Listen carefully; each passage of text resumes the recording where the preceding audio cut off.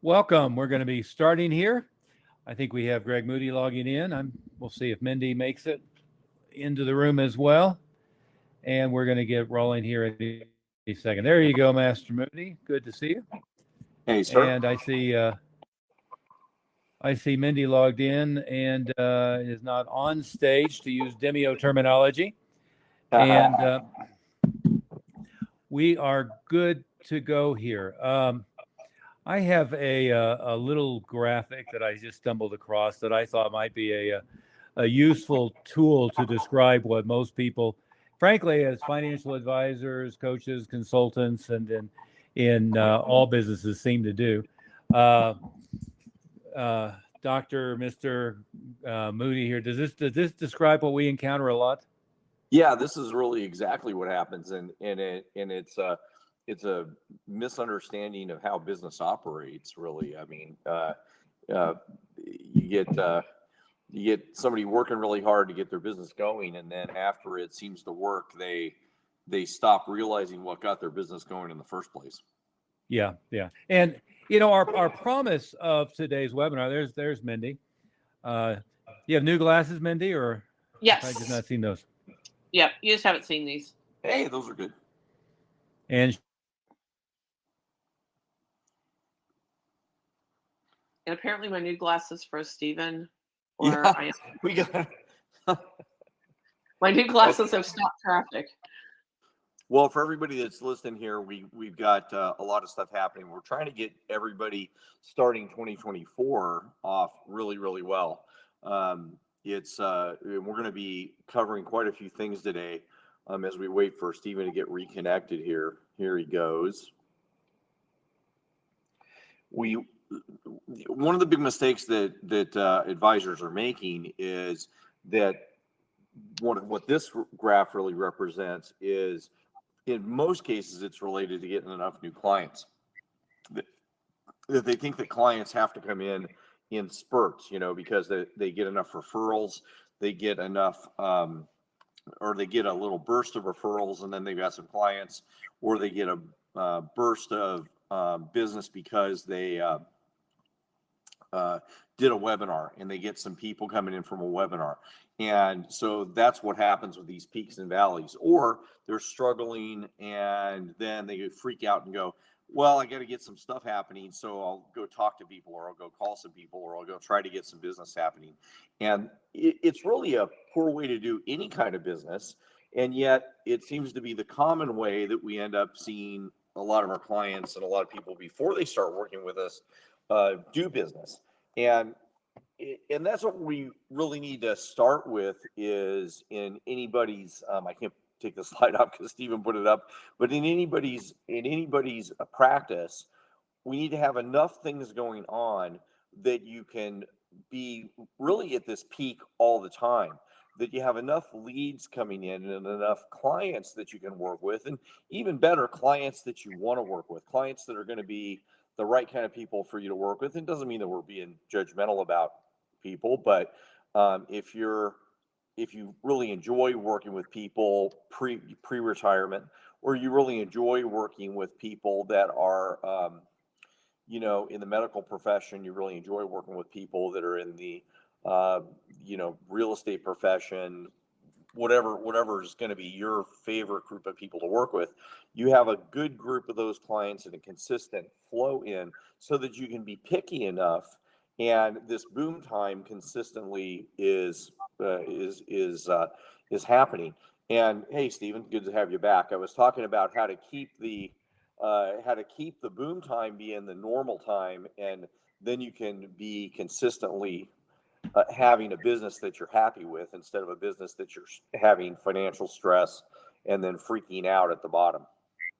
Yeah, that's exactly right. And Mindy, can you, before we go any further, share the direct phone line to get to you directly, and the link for your calendar in the chat box there? I think that would be helpful for everybody who's on the webinar, whether you're live with us right now. If you are live with us, we very much appreciate it. Or if you're watching a replay of some sort, we invite you to give us a call what we'll do is schedule a time first with Ms. Godfrey, and then with Dr. Moody, and then myself, to give you an update on 5 or 6 missing opportunities that you may not see in your practice. It's always, even if you're doing a lot of things right, it's always good to have somebody who is well versed in this to look over your shoulder and give you some feedback. And again, there's no cost, no obligation. It is not a sales pitch. If you're interested in working with us, we'll discuss briefly what it is we do on a regular basis.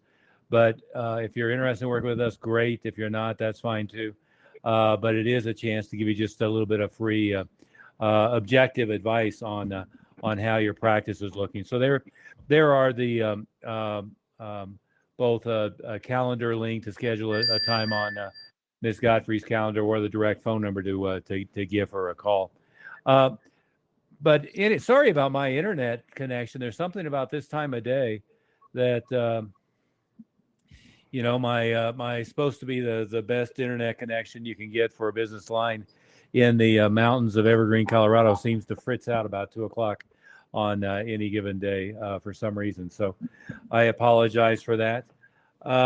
Anyway, so Ms. Moody, it was a great description, but I thought this was a good way to start. Is, if there's one principle, no matter what business you're in, but anytime you're in a business where you have to make sales and bring new clients in, I have an MBA in my background, but the better thing to have is this was Jeff Smith coined ABM, always be marketing.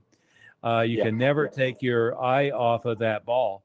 Is the mistake that people make is they get into a point where they have plenty of new clients, they're busy onboarding them, they're stuck tied up in administrative work, trying to get all the I's dotted and the T's crossed, and they take their eyes off the marketing, and then they go through a slow period, because there's a ramp up period that it takes to get that really up and running. And so they go through a slow period, and then once they get things built up, they go through the same cycle again.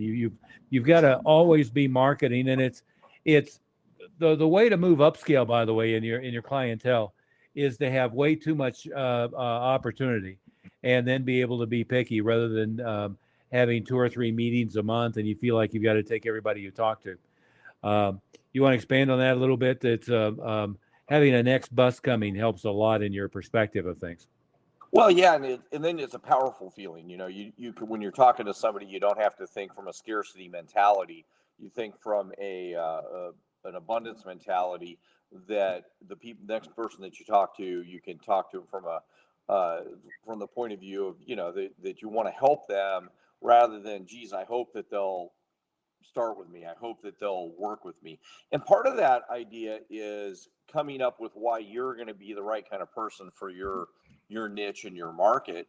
We talked to so many advisors, hundreds, it seems like just in the past recent time frame, and they seem to have no idea why they're the advisor that their group should talk to. Well, I'm just good, or I'm just better. There's not really any unique reason that they're any different. And even when we look at their website or their profile, they have a profile that says a lot of platitudes and a lot of things that are great and good, but we could copy and paste one from another. It doesn't seem to be any different. And that's what needs to change. That's what needs to be different, so that everybody the people that we work with, are going to stand out, and going to stand out in a way that matters to the people that you're going to talk to. You should have high standards for what you look like. And I don't mean high standards because you have a nicer suit on. In fact, that might be counterproductive.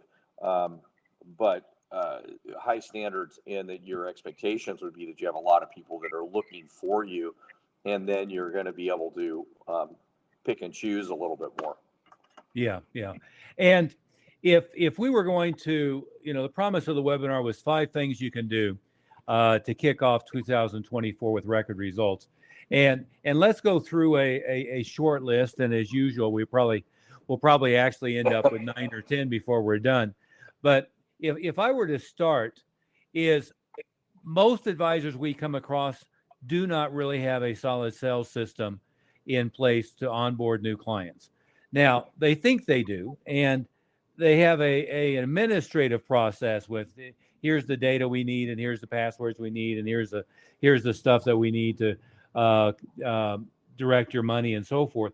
But from a standpoint of somebody raises their hand, whether it's a referred lead, a opt-in from Facebook, a referral from their website, an opt-in from their website, or whether they do a live meeting.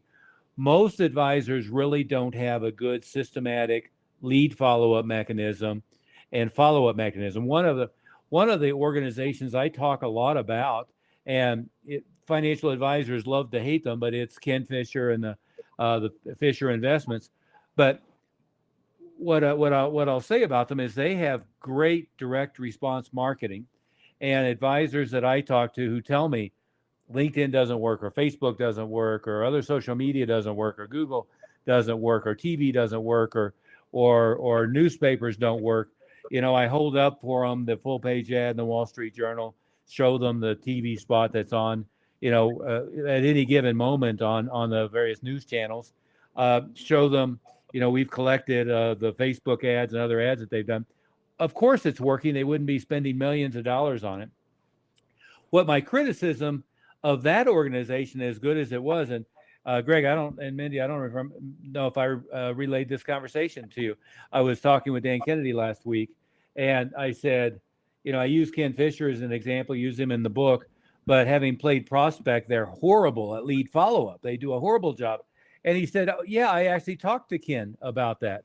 Because as you know, when I first saw him talking about his business was a small closed door, small group client meeting in Cleveland with Dan Kennedy. And he said, yeah, I talked to him about that. From his perspective, they are hitting them from so many different ways on their advertising that if they don't get them the first time, they'll get them the third time, they'll get them the fifth time. And he was as flabbergasted as I am that they don't have sequential autoresponder email, sequential autoresponder text message, direct mail pieces that immediately go out. Especially, they do a great job qualifying prospects because they take you through many different steps, finding out what your assets are, what your investable assets are, how old you are, how far you are from retirement, everything else. They could take 90% of their leads and dump them and spend a ton of money on the 10% that are highly qualified and really jump up their business. What I have found in their case with following up with, playing prospect with them is they just hand it off to the advisors, and then most of their advisors do a crappy job, as most big company advisors do a crappy job of following up on leads. But if we could start with number one, it's have a defined sales system, one that'll stand the stress test of doubling, tripling, quadrupling the lead flow, that will follow up with great efficacy every prospect that comes in. So if you get a lead on the website, a human being should be calling them immediately. We can talk about those stats, but it should be sequential autoresponder, email, text message, direct mail pieces should be going in the mail. An advisor group, they're pretty substantive, but their marketing person, I think we broke his mind in the first month because we were talking about all the things that should happen for leads. Well, in our case, it's all automated. So other than the human being does the outbound call, we'll farm out to a fulfillment house for the direct mail. We'll farm out to another company to do postcards. We'll farm out to somebody else to, ship popcorn and a personal note. We'll farm out somewhere else for the, once we set it up, it happens forever, email and so forth. But let's talk about that. I would start number one is have a really good sales process, a standard process of the first meeting through the onboarding, but a really solid prospect on each of the lead follow-up mechanisms to get good conversion. What would you add to that point, Greg? Well, and I think for people listening, they may feel like what you said at the beginning of that they think they have a sales system, and you think we get a lot of people saying, "Oh, no, everybody that I talk to, I get started with me, I get signed up with me, and they work with me," and that's a big mistake to think about, because the problem is if your marketing isn't really good, And the only people that come and talk to you are friends or referrals or people that you've drummed up from the golf course and ones that you have conversations with. Well, those are a different group of people. They already are pre-qualified to know you. They are high level clients at the beginning. What we want to do, if you can do your marketing well, is get people that are highly qualified, really good target prospects. Absolutely great, but now you have to educate them a little bit about you, and that means your sales system has to be very good. You have to communicate with them better.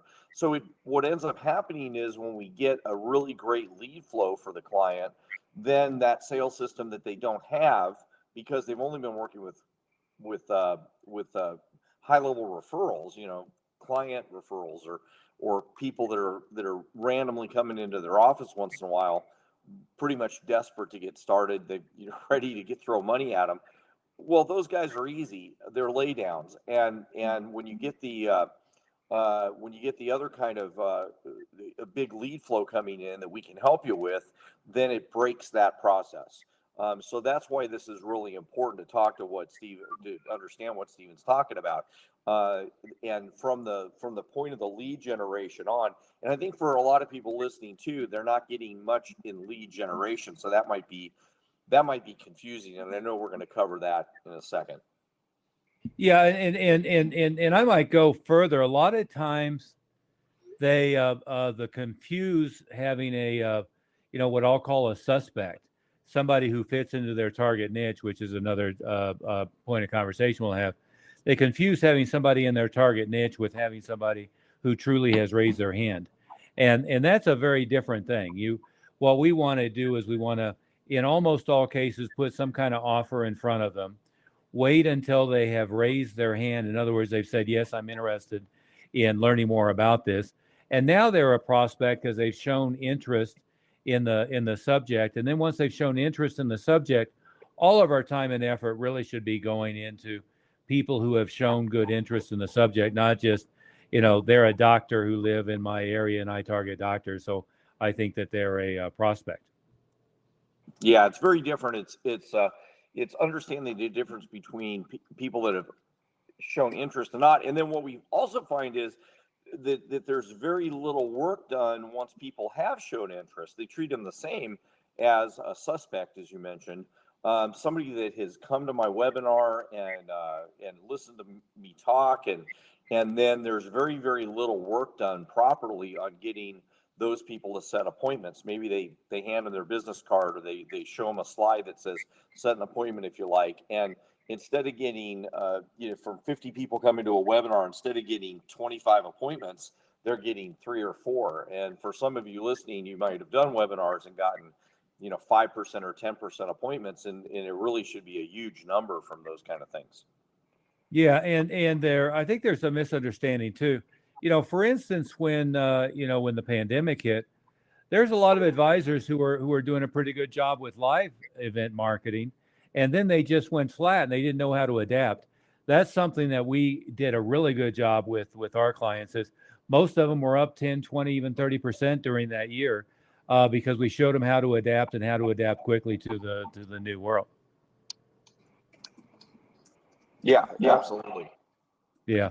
So, that's number one is really get a good lead follow-up system, and generally a good sales system in general, where you have the A to Z of how you're going to follow up with a new prospect. And by the way, the only way you ever replace yourself in your business is you learn how to delegate to other people within your staff.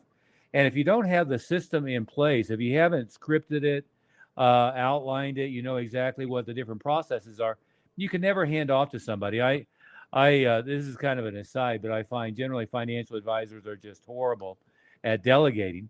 And the reason they're horrible at delegating is they never really organized their own processes. They kind of flew by the seat of their pants. And what you've got to do is not be in the fly by the seat of your pants mode. You've got to be in the mode of you have a specific process for how you're doing everything. Tom had a point in here. He said he used to work for Fisher Investments. Fisher. Fisher. We were talking about Fisher. I'd love to see if his analysis or if his feedback is the same as mine. What you get in most cases, you get the 3%, 3%, 5% curve within any group of people. So if you have an organization that has 1,000 or 5,000 advisors, you're going to get, if you have 1,000 advisors, you're going to get 30 of them that are super sharp and are making the bulk of the money. The top 20% are going to be having the bulk of the returns. It's the 80-20 rule more normally is the 90-10 or the 3%. What Tom is saying is they're great at direct response marketing. They're great at generating leads, horrible at closing leads if they don't close right away. That was my take on it. I haven't been privy to the internal numbers, but the what he's exactly right is direct. I have maybe I'll dig it up here. I have a great Ken Fisher quote from his book, but he basically said he was worried as he was building the business and scaling the business that all the other financial services companies were going to rip him off because he was having such good results with direct response marketing, and he was out looking for funding. And when he met with a bunch of them, he figured out that they all had this blinders on, this mindset that it didn't work and therefore weren't doing anything. As you guys know, go ahead. Yeah, I was going to say that, it's not just what you said they weren't good at. Part of what they are good at, and part of what we noticed with all these large companies, is they're not good at helping. There's a lot of echo there, and maybe that's somebody I'm muting. But they're not good at helping the advisors close lots of business. Yeah. They get the leads to the advisors, but we've never seen a company that's very good at helping them through the rest of these pieces that we're talking to them about. Hey, Mindy, maybe you could mute and see if that helps. Okay. Did that help? Apparently not. Yeah. No. We had the same problem yesterday. That's interesting. Well, if it's me, we're out of luck. I don't know what other setup I could do. But again, the compliment, and not to get distracted on that, is they're very good at direct response marketing, generate a flood of leads, and therefore hand off to their advisors a ton of leads. And probably they could double or triple their results if they did a good job on the back end of having automated and systematic follow-up. So. But that was number one. So number one on our list of 5 things you can do for record results is truly systemize your follow-up from prospect, from lead to appointment to first meeting to onboarding a new client. Track your numbers, so always know of how many leads you're generating, how many appointments you're getting. And what we've been pretty good at doing, and correct me if you have a different perspective, either one of you, but for every new qualified prospect, turning about half of them into a face-to-face appointment, turning about half of them into a new client. And, kind of the classic industry line is 10-3-1, 10 referrals, 3 meetings, one sale. I think that misses the point. I mean, it works if what I'm doing is face-to-face, belly-to-belly with my client saying, give me a list of people who might be useful for me.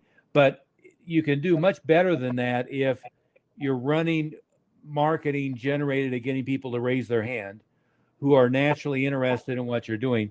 And the one aside there too is the classic dinner meetings. I just did a mastermind meeting with the group has a number of financial advisors in it, 3 people who are actually working, I guess 4 people who are working with financial advisors and a room full of financial advisors. And we did a critique of a classic mailing that was like a restaurant meeting, steak dinner type of thing. And the mistake that gets made on that, as an aside, is the lead magnet is get a free steak, rather than it's here's information about your future that you're coming for. And then people are amazed that they get a bunch of what get derisively called plate lickers. They're surprised they get a bunch of people who are coming in for a free dinner and not coming in for, thrilled about the information they're providing. Well, we want the lead, any lead to be is information that's directly applicable to their situation, that's directly applicable to the service that you're offering. And yes, I would agree with Tom that, Fisher is one of the few companies that does good direct response marketing. I'd love to get inside and show them how to convert at a higher level. Having had a big staff myself in the past, I knew that if we gave them tools to prop up even the bottom 80%, we were always better off than just relying on the top 20%. We're all making all the money, and the bottom half we're flushing out quickly. So let's go to number 2. Number 2 is niche market, to find a target audience that you want to focus on, and stop trying to be all things to all people. I did a great podcast. We'll probably release it in January. But the whole premise of the conversation was the direction the industry is moving in the next 5 years is specialization. Is if you're a generalist and you're not an expert for a small niche, you're going to get run over by AI, and you're going to get run over by the robo-advisor and all this other stuff. Is the world isn't going to need generalists, and the world is going to need specialists. And each niche, you can stand out from the crowd of being the expert for small business owners going through a liquidity event. You can stand out by being an expert in the construction business aimed at contractors, et cetera. But you're not going to stand out by, my clients or anybody who's over 50 in a 5-mile radius of my office. Yeah. Mindy, what would you add to that? Or Greg, what would you add to that? Well, I would add that should make perfect sense if we explain it. See if I can do that without echoing so much.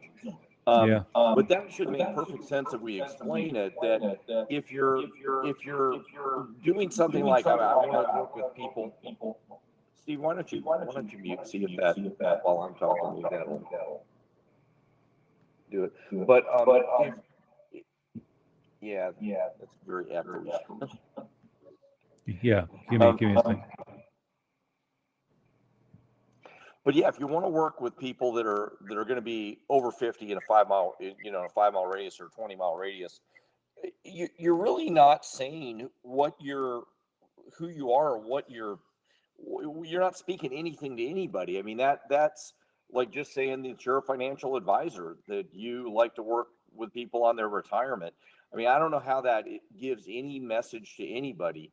We're hearing that over and over again. We look at LinkedIn after LinkedIn. We're looking at website after website, and everybody looks the same. You said it really well. They look the same. JCPenney suit behind an oak desk. Everybody looks exactly the same. If you are, let's say, working with pick a market, dentists that own their own practice. And that's the niche that you want to work with.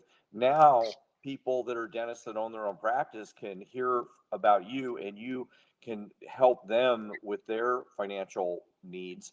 Then they would pay attention to you. They were going to pay attention because you might have some information that's very specific to them. Now, I'm going to listen to you instead of the guy that I'm talking to right now that is this generalist. In what you say about it's not just specialization for specialization's sake. It's because now you're talking to the person because you're about talking their language and their needs and what might be different about them. And everybody thinks they're special. I mean, in a sense they are, but they want to be treated like they're special and like they're somebody that has their specific needs in mind. And let's face it, most of you guys want to work with people that are on the higher income level range because then they have less clients and more value per client. And that would be a niche that you can then identify and target. So that probably makes psychological sense for you.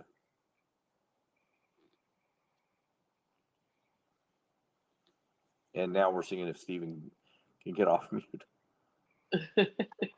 His internet looks a little bit slow, but I can keep going on that while he's doing that. And we just constantly have people that also, when we do help them with figuring out the niche, What can you do to do that? Well, there's a lot of things you can do to identify, even if you're, let's say you wanted to work with dentists, like that example I gave, but you're not a dentist. You don't have to be a dentist to figure out what the special needs are for dentists. It's very easy to investigate. For one thing, talk to a few dentists. And there we go. And then you can write a white paper or a book or have some material on your website that's very specific for those guys. Yeah. Here we go. Yeah, here was the quote I was looking for, as I couldn't figure out how to unmute here. When my firm started doing direct mail marketing for high net worth investors, industry experts said we were nuts. Ditto when we started internet direct marketing, wouldn't work. No one would respond to advertising like that and become clients. Next came radio, print, and TV. They all worked, which is part of how we built my firm. But most everybody in the know thought we were daft. When we started doing it in other countries, their pundits said, maybe it'll work in America, but never here. Just examples, whatever you do, if it really works, everyone will think you're crazy until you're a proven success. And I would like to argue with that last sentence is, the rest of the industry still hasn't picked up the lesson of Fisher. As you guys know, I first started behind the scenes in working with in marketing for Northwestern Mutual with one of their top, 1/10 of 1% guys. And I became highly aware of all of their advertising. All their advertising is horrible. It's absolutely horrible. They do nothing to drive new clients to their advisors. Everything they do is purely image advertising or institutional advertising. The advisor I was working with, and the one guy was doing more than probably all the other advisors in the Denver metro area, at least everybody else in his office. And he didn't even know how to check the prospects that were coming in from the website on Northwestern Mutual because it was so few and far between. He really didn't care. So that is a big contrast. But that's a great quote. I like to quote that one. So we have number one is really get a templated sales process in place. So you're good at following up with every new lead, turning them into an appointment. And by the way, it starts with sorting out leads from qualified and unqualified. You figure out who you want to deal with and sort them out on the way through, because the ones that are highly qualified, at least self-reported, you want to spend all your time and effort on those, and you don't want to get bogged down into the ones that aren't qualified. Then the second point that we were making there is the worst thing to ever do in marketing advertising is to say, I want to work with everybody. What you want to do is become an expert in a narrow niche. And with your marketing, you can certainly market to multiple different niches. The advantage of niching is all of your conversation that you're going to have in your videos, podcasts, advertising, social media marketing, direct mail marketing. If you get their language down, it's all going to resonate with them better. It's going to be more likely to have a high level of responsiveness. It's going to much more likely to attract the people you want to attract. That's a big part of the mission. I guess the second part might be figure out a niche that has one that you really enjoy working with, people that you're going to click with. And it doesn't have to be you used to be a policeman and now you deal with cops. You used to be a doctor and now you deal with doctors. You used to be an academic, now you deal with academics. But you do have to learn their language and target people effectively. Well, and the great thing in this space is that not many people are doing that. Very few people take advantage of that strategy. So if you're the guy in Chicago that works specifically with doctors, you're going to be maybe the only one that they hear about in Chicago that works specifically with doctors. For example, that would be a huge market, and there'd be a lot of doctors in Chicago. There's a bunch of medical schools, so you could do fantastic doing that because not many people are taking advantage of that. They're just another one of the 5,000 financial advisors in Chicago. Yeah, and the third thing I would say, and we won't spend much time on this, I know that some of the advisors that we're having on this webinar, either now or later, are going to be captive. They don't have much flexibility on what they can charge, what they can do in one thing or another. But something we haven't talked about a lot in some of our other conversations and I was having this this conversation with a couple of 1% advisors recently.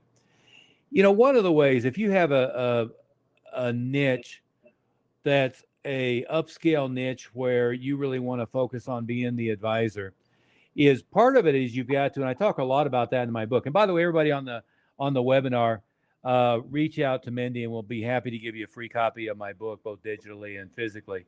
I was going to share it with you here in the webinar, and I think Demio didn't want to upload a 350-page book PDF as it seemed to be giving it a nervous breakdown. But we will share that with you. Mindy, you might put the link to go register, get the free book while we're talking about it. Best way to do it is just get in contact with her, and she'll give you all three of my books actually. But you're never wanting to be the guru at the bottom of the mountain. Think about how the metaphor is: people seek out the guru at the top of the mountain. One of the mistakes I think people make is being too accessible and giving too much free advice. And the conversation I was having down in Florida was, if I want to be the top person for doctors, well, I would craft here's a $5,000 package, and we will do a comprehensive review of your needs and so forth, and maybe a portion of it gets applied to your first year of us managing your funds if we decide to move forward. But I see a lot of advisors hesitant to do that, or they massively underprice. We'll do $500 and we'll do all of your initial planning. Well, I would rather it be, if I'm going to, and I don't want to target people who are broke anyway, but if I'm going to be the expert with doctors who are neurosurgeons, let's say, I'm going to have here's the complete evaluation of financial health for neurosurgeons or for MDs. And it's a $5,000 package. We'll go through everything. If you decide to move forward with us as a client, great. If you don't, that's fine too. If you decide to move forward, maybe you can have apply portion of it to their first year fees if you want. I'd prefer not to even do that. I'd prefer to be, here's the $5,000 or $10,000 package. It's going to do a deep dive on where your finances are. And the way you position yourself as an expert is you act like an expert, right? I wouldn't want to have a complex legal problem and expect I'm going to go to $1,000 an hour attorney and they're going to invest 10 hours up front before they decide they're going to take the case. I would expect that I'm giving them a retainer of $10,000 up front to get going. And I think financial advisors should put themselves in that same category. Any thoughts or expansion on that? It's a really good way to position yourself as the expert, assuming you're doing a good job on your targeting. Yeah, now some of them are captive. The guys that are captive in a company may not feel like they can do that if you're not an independent advisor. And so, don't get distracted by the fact that we're giving that advice. Yeah. Yeah, absolutely. Absolutely. I see them being fearful, right? And the way you get over being fearful is you position yourself well, you create a great sales process, and then we come to number 4, which is going to be filling your pipeline. But if you have a big pipeline of prospects, it's easy not to be fearful, it's easy to be choosy, and it's easy to position yourself well. But what you've got to do is you've got to do all those things before you open that floodgate, or else once you open that floodgate, you're going to mess up the rest of it. So that's what I would say is number 3 is be the guru. Position yourself as inaccessible, position yourself as the expert, position yourself as being highly in demand. I see people who will share with me their calendar, and hell, every slot of every day of every of the next 3 weeks is open. I'd much rather it be my first appointment is available next Friday at 10:30 a.m. or the following Tuesday, and you have a full calendar. And even if you're not really that full, it's very important. And by the way, Tom has asked a question here. Any and everybody, feel free to jump in here and ask any and all questions that you have. Feel free to just put it in. I'll try to remember to look at it. And yeah, we appreciate you, Tom, for putting comments in. Yeah, and by the way, I agree. The the statement is, I feel like this is a world where we've been in where our advice as an advisor is highly commoditized. Well, that's right. Is the worst place to be is to be viewed as a commodity, and the best place to be is to be to be in a competition, be the only one. A great book. I don't think I have it behind me here. Blue Ocean Strategy, and the whole idea of Blue Ocean Strategy is become a category of one and not be the same as everybody else. One of the authors I loved years ago was Tom Peters, and he said it this way: most people are running their business, and their marketing sounds like we're no worse than anybody else. I would say almost all financial advisors, that's exactly the thing. Is, I've got my CFP or my CHFC or my, whatever the hell the other 90 different designations are, and I'm no worse than anybody else.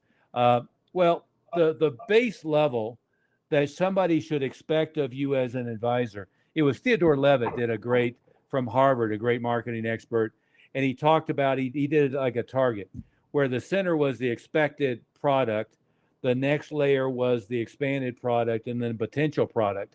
And it's a good way also to think about it is you want to be the perfect fit for a narrow slice of people where you're very specialized and perceived to be the guru, the expert in that. And I agree totally with Tom is the industry has wittingly or unwittingly turned every individual into a commodity and interchangeable. And if you're a commodity, you're going to be run out of business by AI, right? It's also why, as we've been joking behind the scenes, 95% of everybody who ends up in the industry washes out within the first 2 years. One is they're not fed a consistent lead flow of quality prospects. Two is they don't position themselves as being anything other than no worse than anybody else. And three, if you're going to be new in the industry, it's very hard. Nobody tells you to, but you're not going to be specialized, and you're not going to be the guru in any particular niche. That's why, as an aside, we don't want to get down this rabbit hole too far. Having something like what the Kennedy Group calls a shock and awe package, having your own book, being an author, being a podcast host, but definitely having your own book that you physically deliver to prospects.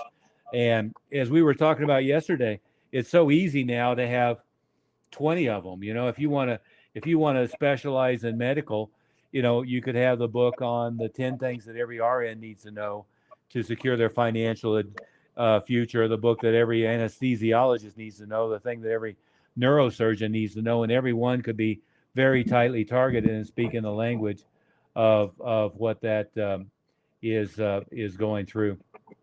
And yeah, Tom, you said you're guilty of reducing financial planning fees with good prospects. Well, what you don't want to do is get into the position of negotiating. In fact, it sets you up on the wrong foot on the way in the door. If you look at the bell curve, I would much rather be the most expensive person they interact with. There's another great book. You can tell I read a lot, but the book Influence, Science, and Practice by Robert Cialdini.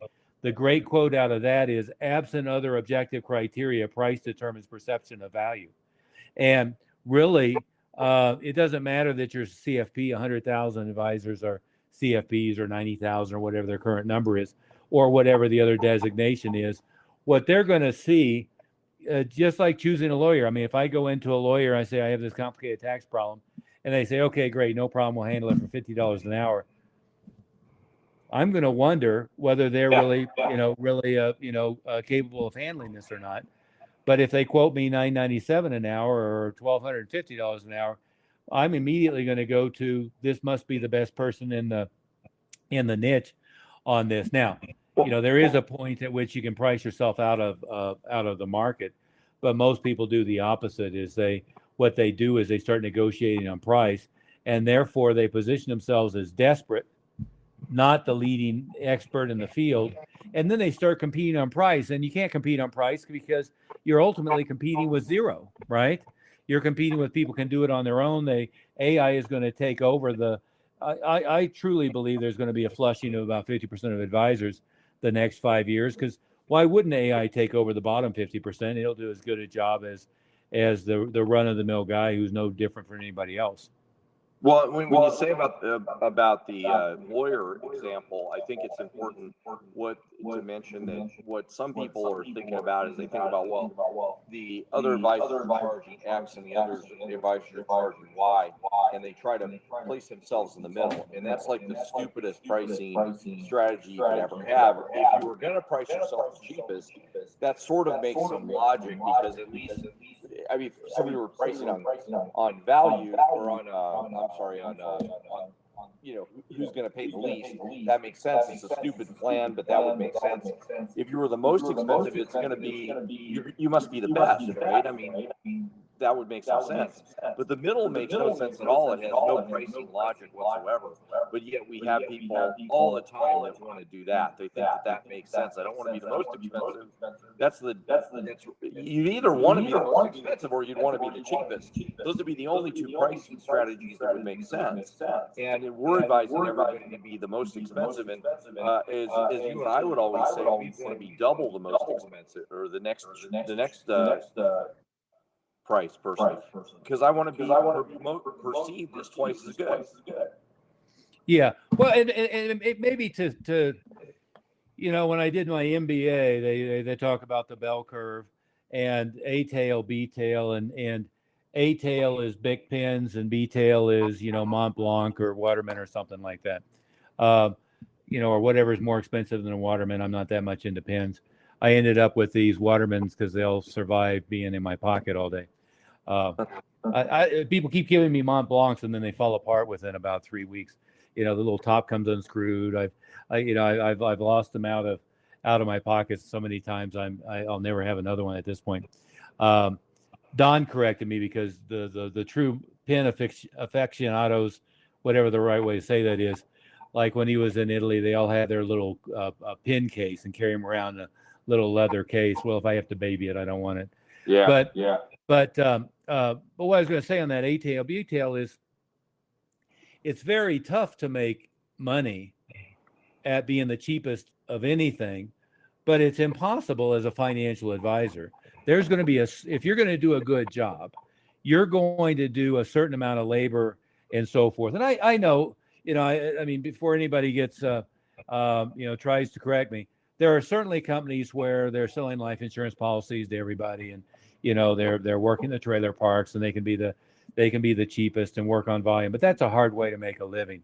What I'd much rather do is have a well-defined niche, be upscale, and be the most expensive, but the one who's most specialized and who's the guru, the expert in a very narrow niche, right? So that's our next point, is to make sure that you don't fall victim to that. Let's go to our last point for today, because we're going to hit time on the clock here.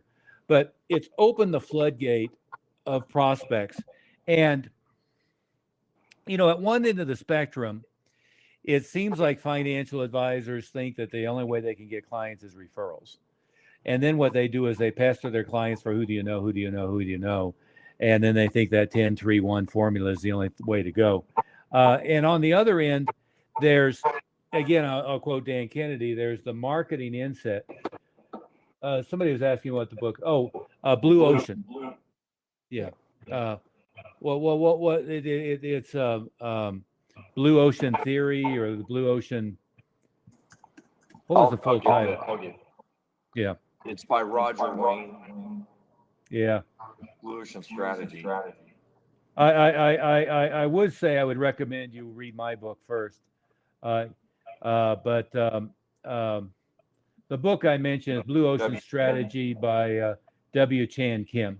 Yeah, W. Chan Kim. Yeah, how to create uncontested market space and make the competition irrelevant. Great subtitle, by the way. And read my book first.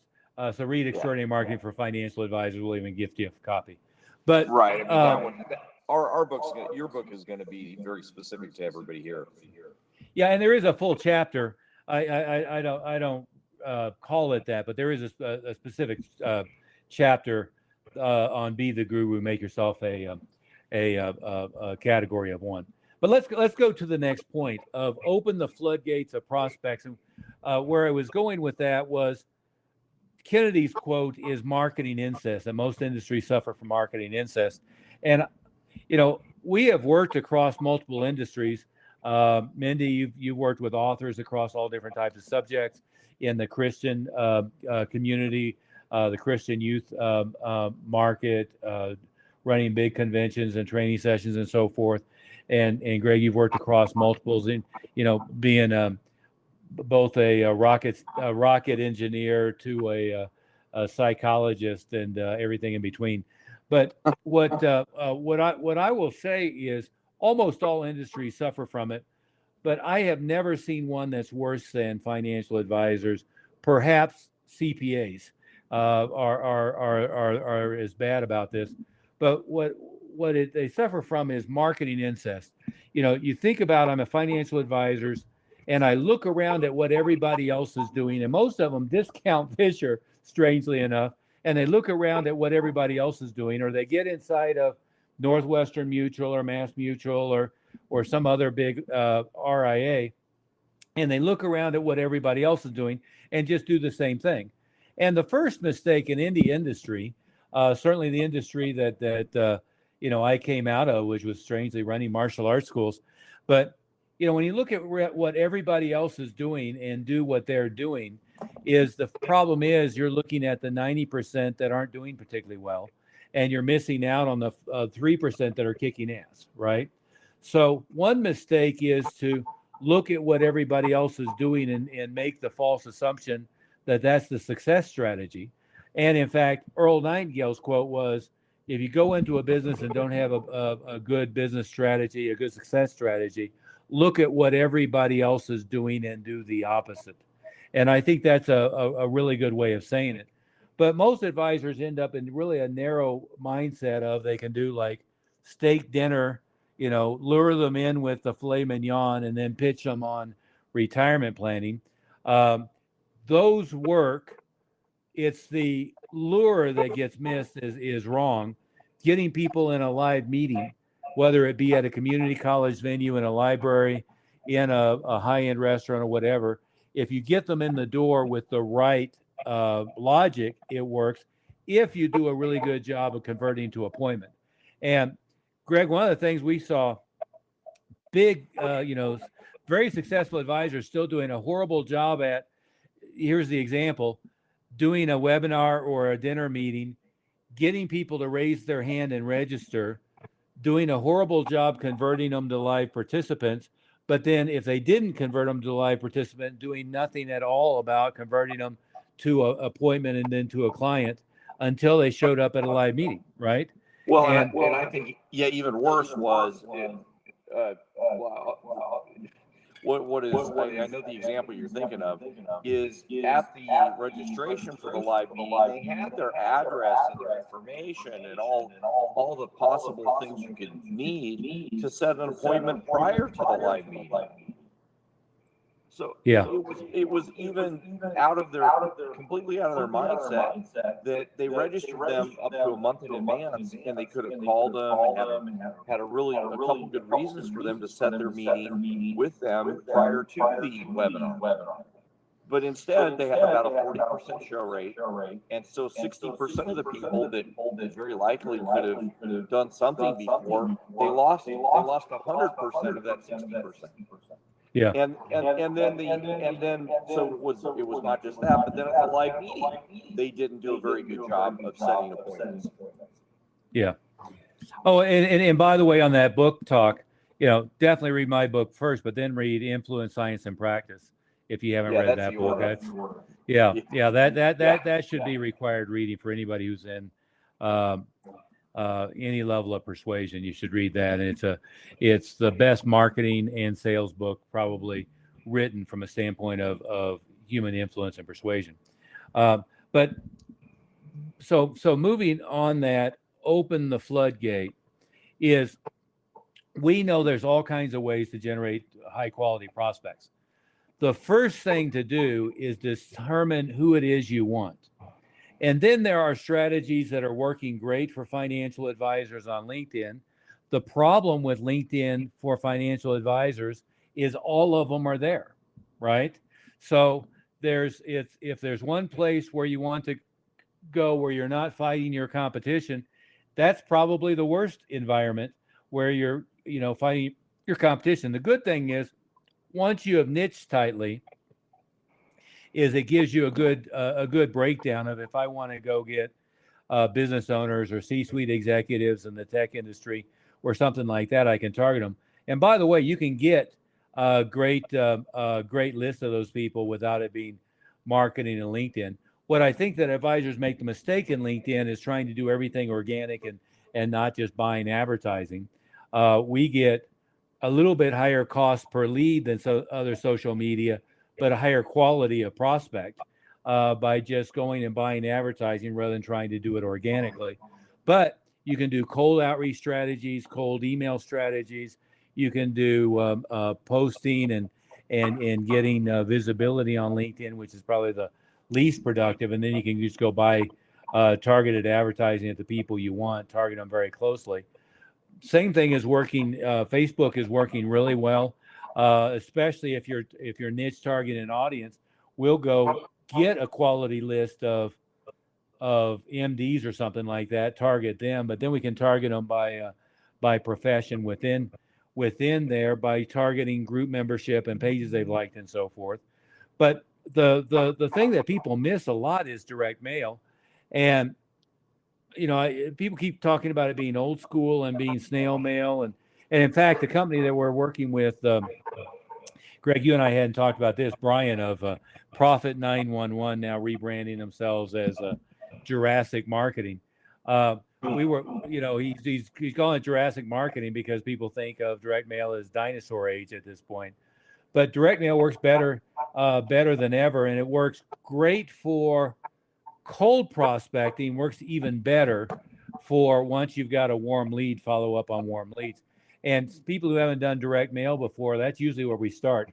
I was talking to an advisor recently, and they said, well, we're niche marketing to doctors, but doctors want to work with a financial advisor who's not a doctor. Now let's analyze our comment. What was happening is they were generating a lot of lead flow, doing a horrible job converting them to appointments. Well, if I'm doing a horrible job converting them to appointments, I don't mind read and say I'm not converting them to appointments because I'm not a doctor.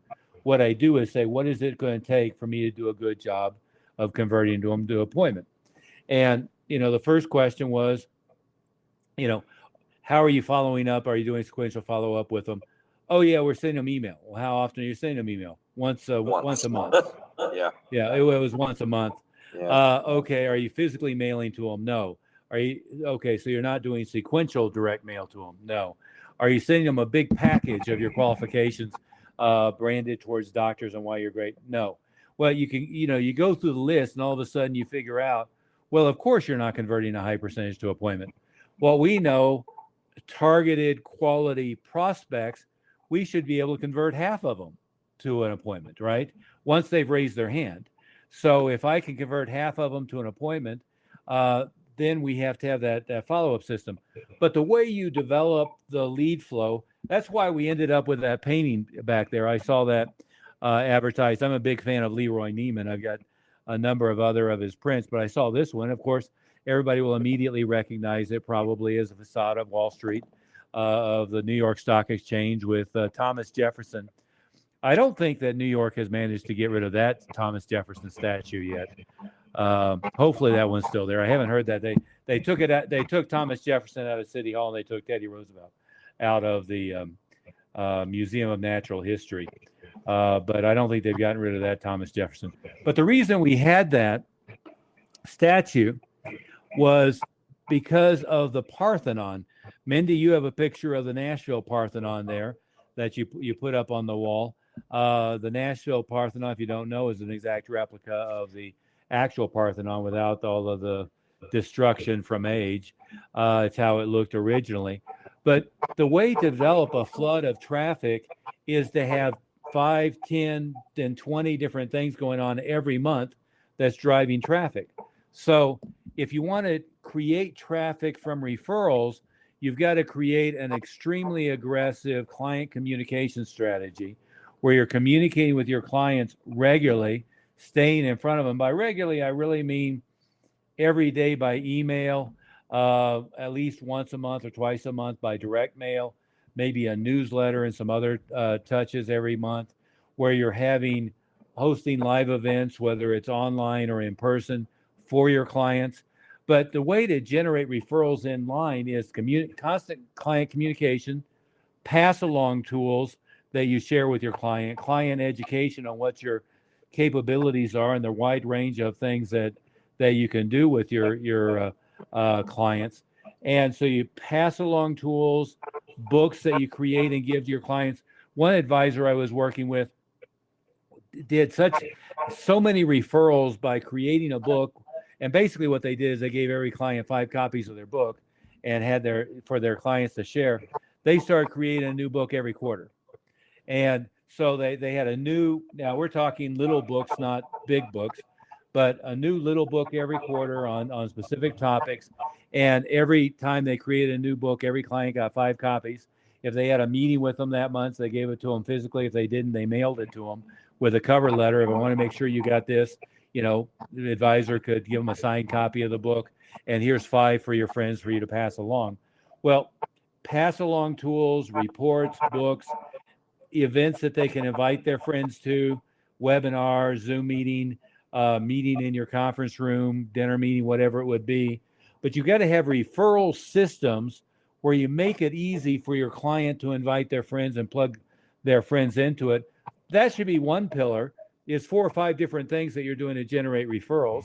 Another pillar is you should have an effective social media marketing campaign. And that can certainly be LinkedIn.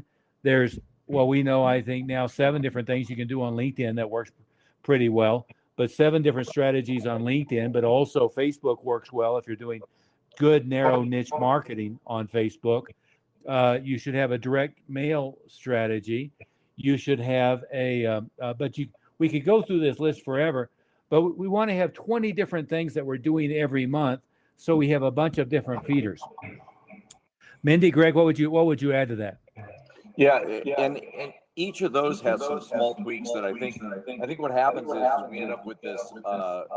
Sometimes people say, "Well, yeah, I tried that, but it didn't work." All these things work like gangbusters, but most of the time there's just some missing pieces to it that are left out. And that's what's great about your book. I mean, and we're giving it to you guys for free, so make sure you get with Mindy and get it, so that you can see those missing pieces. Like on the webinar deal, it's a big, massive difference. I mean the difference between getting 2 new clients or 1 new client to getting 15 or 20 new clients.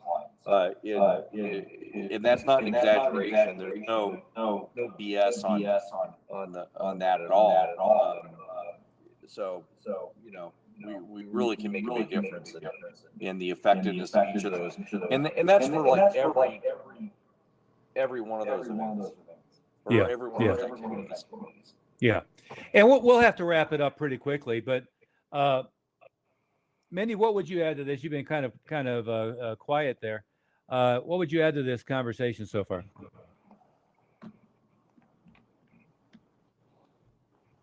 I think that all of this is in the book. Just we want to make sure that everybody on the call the copy of the book today. Yeah. Okay. That would be a key thing to add. Yeah, to kind of summarize some of the points that we've talked about, is one point is be the guru, specialize and niche, and then be exclusive, create that category of one. I think of it as being the guru at the top of the mountain. Don't be the guru at the bottom of the mountain, or the blue ocean strategy paradigm for it. But you want to become a category of one and not try to compete with other people because you're the same as everybody else, but be specialized, be niched, be the expert in your field. Another element we talked about was one way to do that is, of course, be exclusive and charge a higher fee, and don't negotiate price, certainly, but it's better to be more expensive than everybody else. Now, what we didn't talk about, Greg, was the fact that if you do your marketing right, prospective clients don't shop. They don't talk to other advisors. They don't figure out, they decide. I always feel like they decide first whether they like you or don't like you. Then they decide whether you are truly an expert at what you're doing. And then they decide if they want to work with you or not, right? I mean, that's the order. They don't say, this person is this amount, this person is this amount, I'm going to go with cheapest. And frankly, if you get prospects that do that, you're fishing in the wrong pond. Your marketing is to the wrong people. You haven't specialized, you haven't niched, and you haven't made your case persuasively, right? Well, So- I'm sorry. I would just add on it's not just money, but also if they're looking at your qualifications or the letters behind your name, you're not doing that right either. No. Yeah, that doesn't get you very far. Back to that expected product, they expect you to be competent. And certainly there are incompetent advisors, but they expect you to be competent. Competent doesn't get you very far, right? That's the base level of expectation, right? If you're incompetent, go find something you can be competent in, because you should get out of the business altogether. But if you're competent, that doesn't get you very far, right? Telling people about your educational background and your certifications, all that stuff, that really doesn't get you very far. What gets you far is specialization and being the person for what they are and having the best message to match to what they are as possible. We started with, make sure you have a sales system in place that's organized, that is going to be bulletproof when you stress test it, when you flood it with traffic. Get that in place first.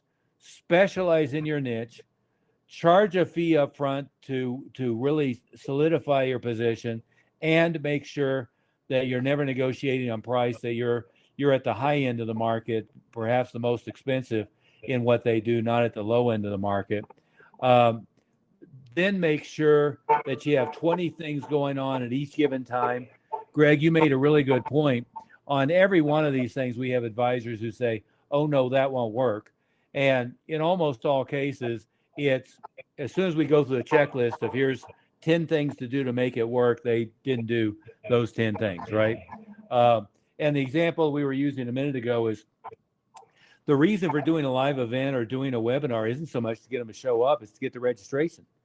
Once I have the registration that they raise their hand, in the last big live events that I was running, we had half of them signed up as clients before the actual event happened. I mean, that should be the way it goes. I mean, if you're promoting it with any lead time, you should be able to get them through your whole process before the actual event happened, and then the live event is an afterthought, right? What most people do is think they have to come in and eat their steak dinner, and then they're going to, make the appointment. And if we don't have an appointment with them before they get to the event, we're going to make the appointment on the way in the door, not on the way out the door. And so there's so many places where people lose the process. But you've got to build the Parthenon. You've got to have 5 or 6 things going on all the time that are generating referrals. You've got to have 5 or 6 things going on that are generating Google traffic, social media traffic, etc. You've got to be effectively using other media, direct mail, and so forth. I was talking to an advisor. This was down in Florida, and they were using a little neighborhood magazine and trying to brainstorm how to get the little neighborhood. You know the conversation, Greg, is there's this full color magazine that goes to my neighborhood, and I signed a 3-year contract. How can I get this to work? And I annoyed everybody else in the room. I said, you're not going to get it to work. It doesn't matter. It doesn't matter how good the ad is. That's the wrong venue for you. And everybody else was brainstorming on what to do with the ad. I said, no, just ask, can it go away? Don't do it at all. And finally, I said, well, okay, if you're not going to get out of it, just buy the back cover and then do an ad on the back cover. If that doesn't work, nothing's going to work. But, so many advisors just don't have the first starting point of what's the right media, what's the right message, who am I targeting, what am I targeting with them, and then how do I open the floodgates to get people in the door. It's a really interesting conundrum. On that note, I mean, we've gone about as usual, about 15 minutes over our scheduled time allotment. I apologize for my early technical problems and ongoing. We never did solve the where the echo was. I think when I was muted, it was still there, and when Mindy was muted, it was still there.